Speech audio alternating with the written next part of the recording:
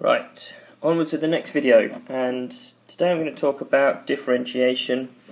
Those of you who've done IGCSE will have seen this before, but I'm just going to go through it again and kind of have a go at doing this from first principles, and I'll try and make it as snappy as I can. Now, one thing I want you to remember, above all else, it's all about gradients. So can we just write in our notes, under your title, differentiation, that it's all about gradients.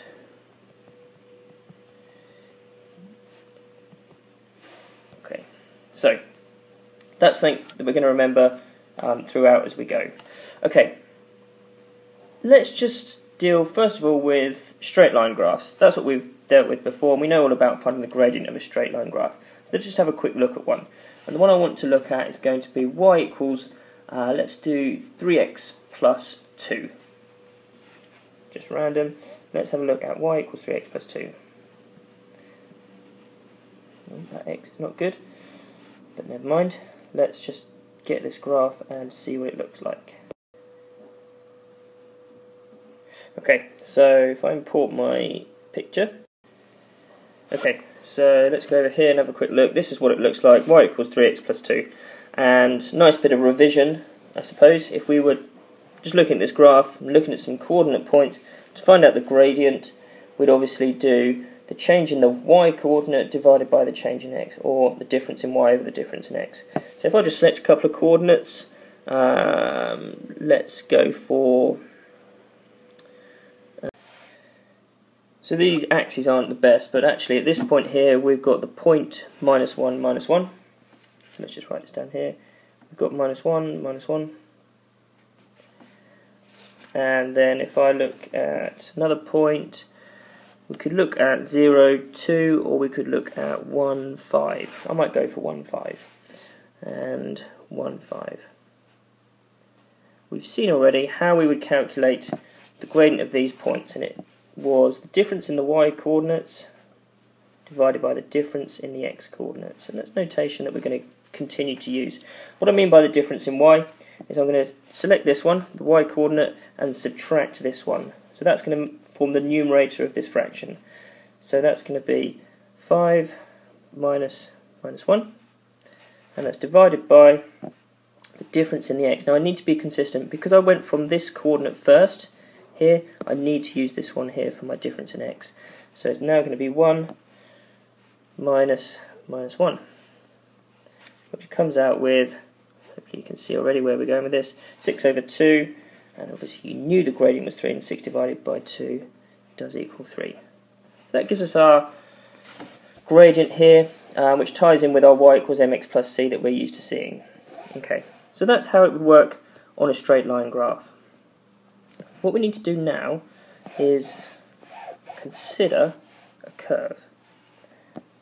So let's put this as a subtitle. We're going to consider a curve, and I'm going to use, actually in this case we're going to do y equals x squared. So let's make this y equals x squared. Okay, and here we are. Here's our graph of y equals x squared. Now, we define the gradient of a curve as being the same as the gradient of the tangent at a specific point.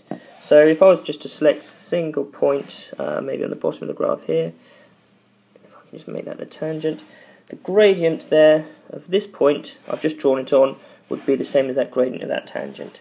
Now, what's going to happen, you've probably spotted already, is that for a curve, if I were to do the tangent of a separate point, and I'll do this one in black, you can see the tangent of, trying to draw straighter lines, but let's say that the tangent at this point has got a different gradient to the point over here. So the gradient is actually changing. So we need to describe it in terms of something, and we need to be able to use our algebra, or in fact our calculus it's going to be now, in order to describe how this gradient is changing as we move to different points on the graph. So let's see if I can get rid of... Right, so let's get rid of those gradients, and let's just have a look at this in a little bit more detail and see how this is going to work. Okay, what I need to do to this curve is select 2 points. I'm not going to describe them in terms of the numbers, I'm going to keep variables in there, so as it changes, obviously the gradient function will also change as well. So let's just have a look at 2 points, and I'm going to zoom in a little bit. Let's go in here and select 2 points on my graph. I can't believe how unstraight that is, but never mind.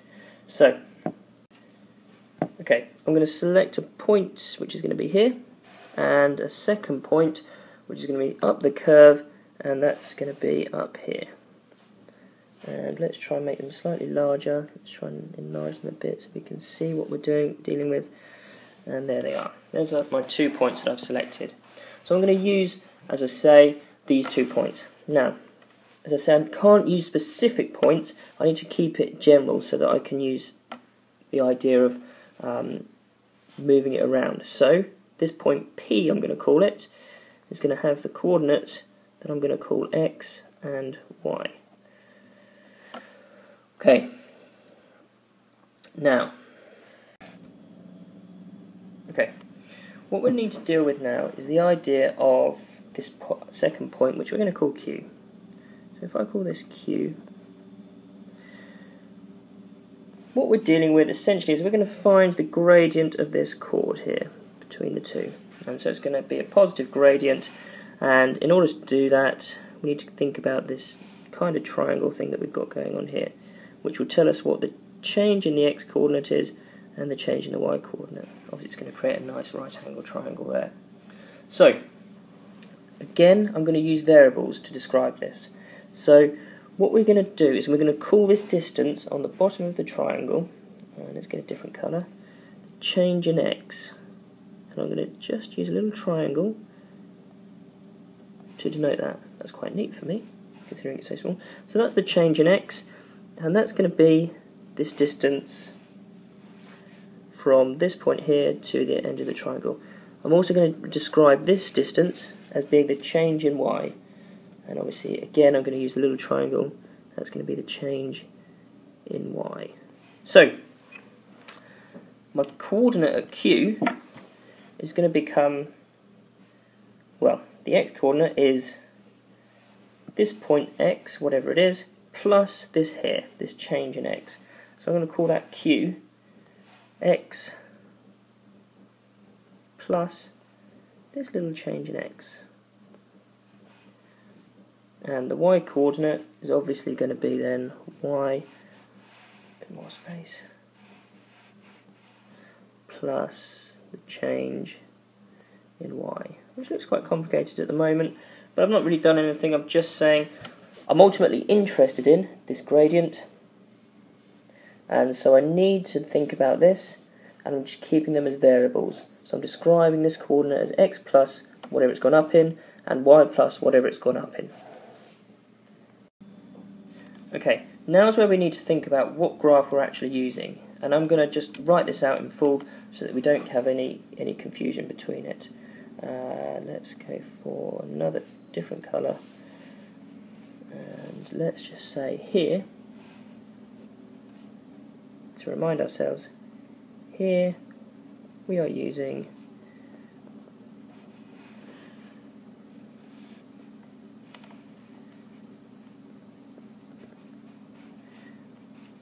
y equals x squared.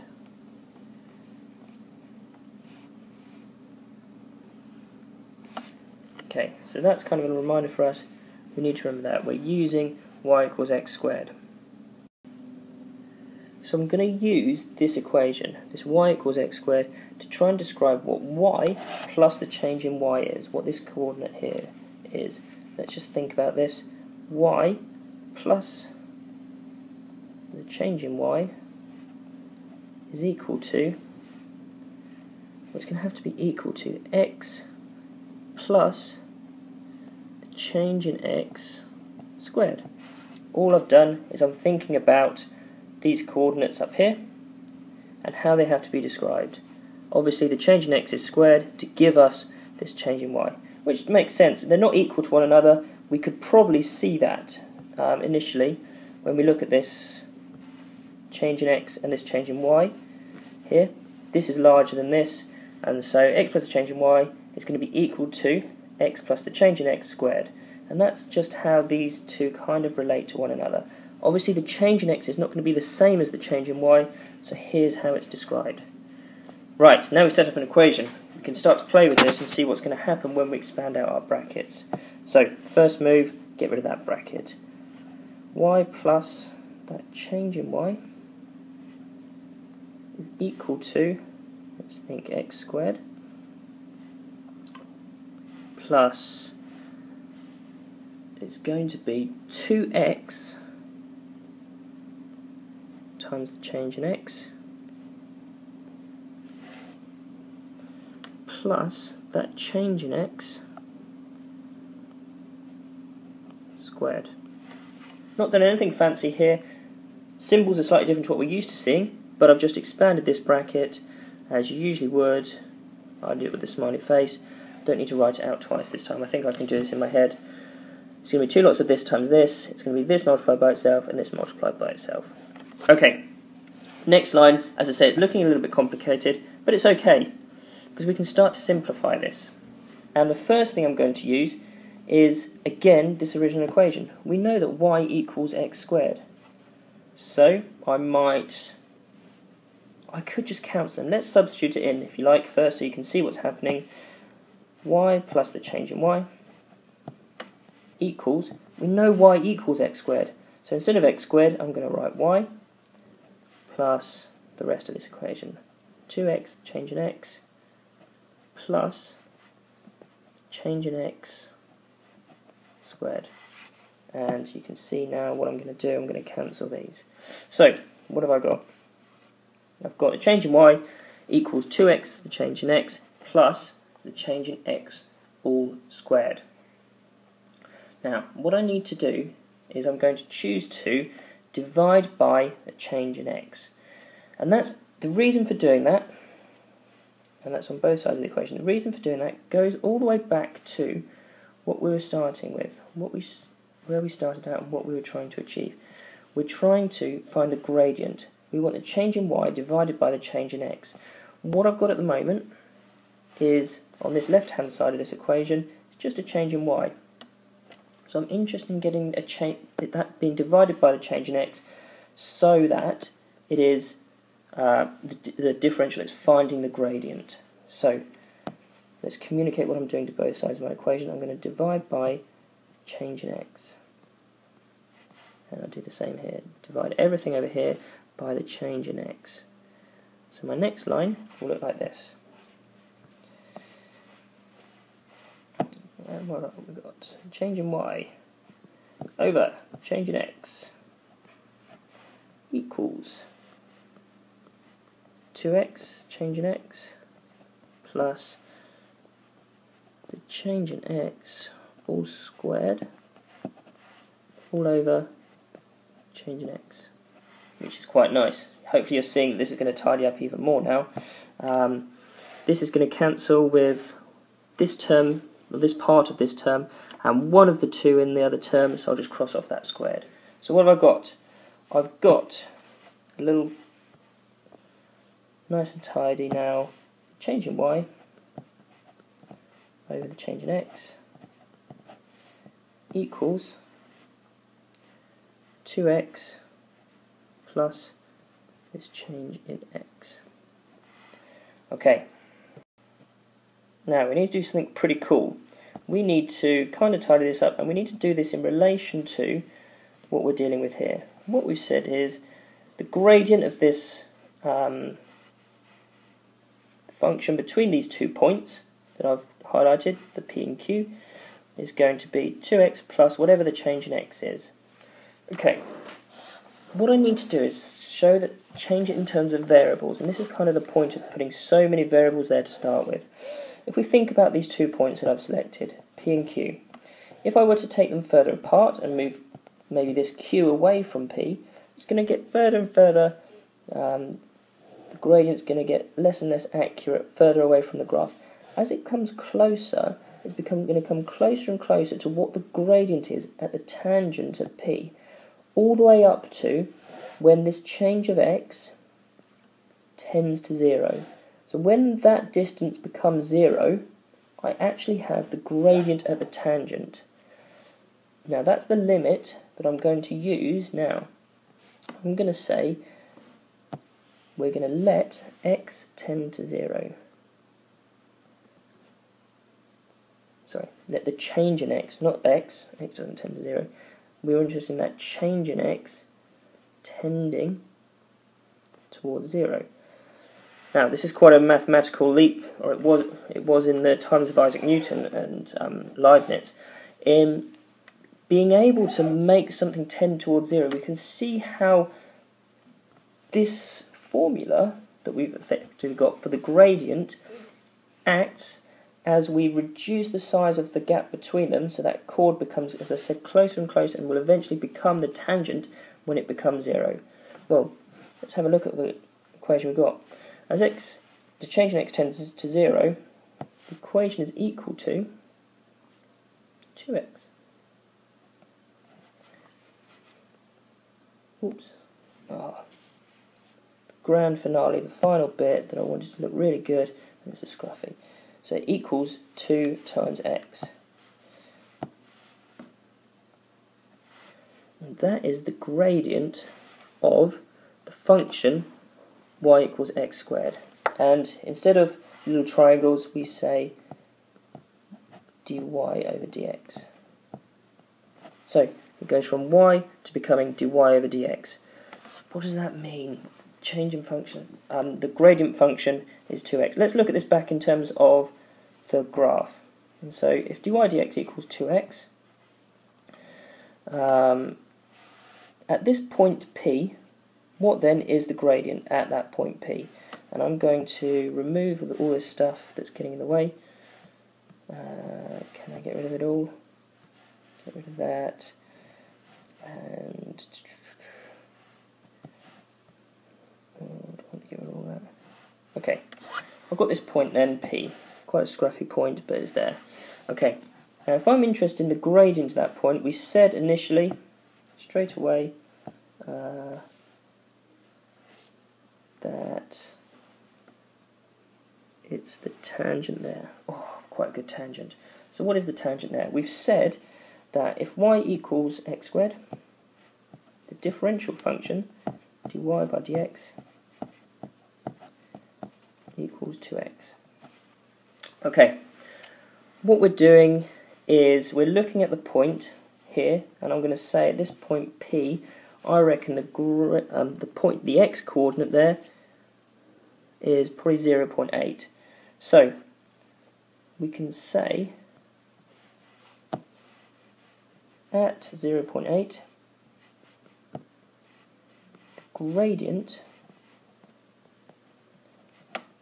equals, what we do to work it out is we sub our 0.8 into the gradient function. We're not interested anymore in what the y is worth, we're interested in what the gradient is. So at 0.8 the gradient is, well, we plug 0.8 into here, 2 lots of 0.8, 2 times 0.8, which equals 1.6.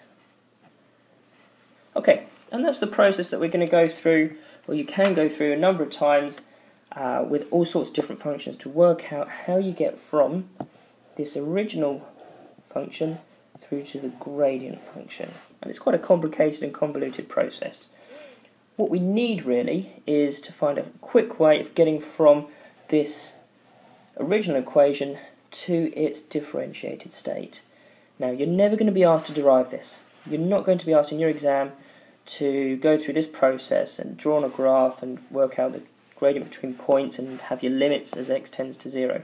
But what you do need to do is see kind of where it comes from and how it works. So we've seen that here, y is equal to x squared, so our differential, our dy by dx, is equal to 2x.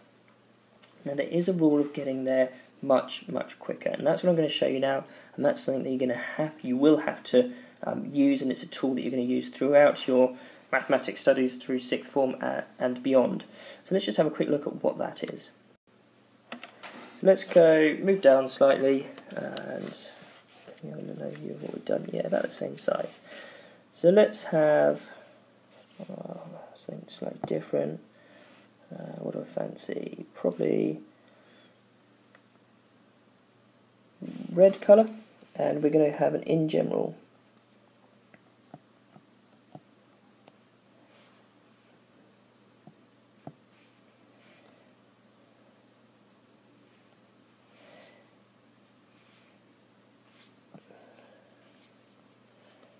Okay, in general.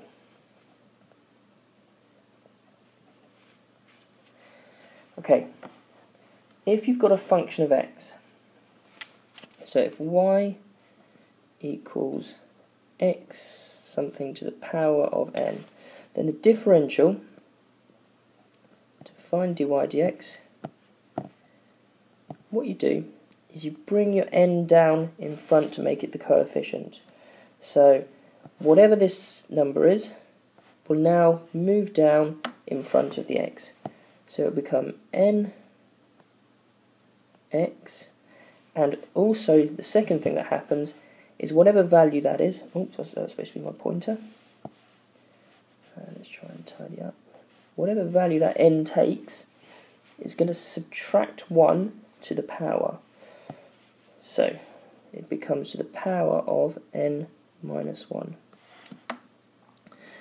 And that will work for every term within a function, so it can have multiple terms, and the same principle applies. So in terms of our x squared, let's just think about how this related. Y equals x squared. Right, first thing I need to do to find dy dx